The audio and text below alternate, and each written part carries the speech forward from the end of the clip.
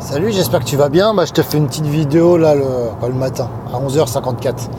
Le mec, il est le matin.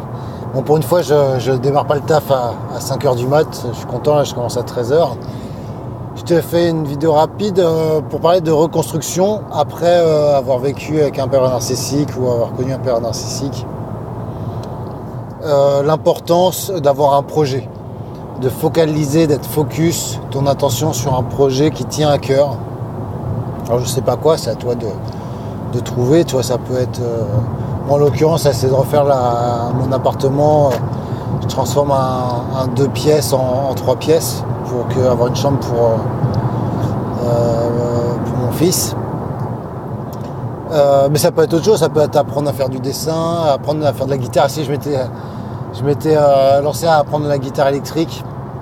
Alors, je peux te conseiller de faire un seul projet à la fois, tu vois, d'aller étape par étape, parce que je me lance dans plein de trucs et des fois j'avance pas et tu perds du temps. Mais en tout cas, c'est d'avoir ce projet-là qui va t'occuper l'esprit. Tu vas être dynamique et tu vas arrêter peut-être de penser à ce qui s'est passé dans le passé.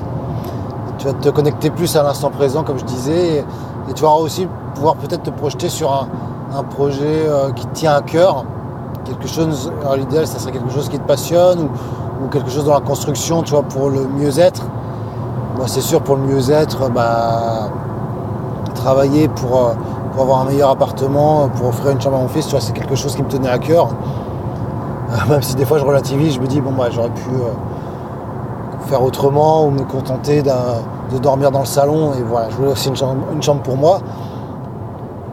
Mais voilà, trouve-toi un projet, quoi. Essaye de te poser la question, qu'est-ce qui me ferait plaisir, qu'est-ce que j'aurais envie de faire, qu'est-ce que je voudrais apprendre,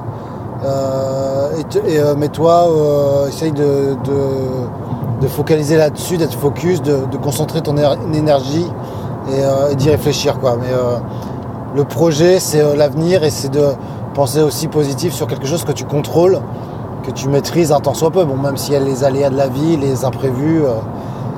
Moi, là, j'ai eu plein d'imprévus. Là, on a cassé l'appart et il y a plein de choses qui se passent pas comme prévu, tu vois. Mais voilà, puis chaque chose, on résout les problèmes au fur et à mesure, tu vois. Et là, j'ai trouvé les solutions. Donc, trouve-toi un projet et découpe-le en petits morceaux pour avancer pas à pas. Et aussi, parce que des fois, on peut avoir un gros projet, mais on peut dire waouh, c'est énorme ce que je voudrais faire et c'est impossible. C'est aussi essentiel d'avancer étape par étape et de décomposer les étapes. Bon, ça, c'est plus du management peut-être de projet ou de l'organisation, mais pendant longtemps, j'avais des projets, des choses, et je passais par l'action parce que je me disais c'est trop gros, tu vois. Et non, faut se lancer, faut faire le premier pas. Voilà, donc quel projet tu pourrais faire, qu'est-ce qui pourrait te motiver, t'intéresser.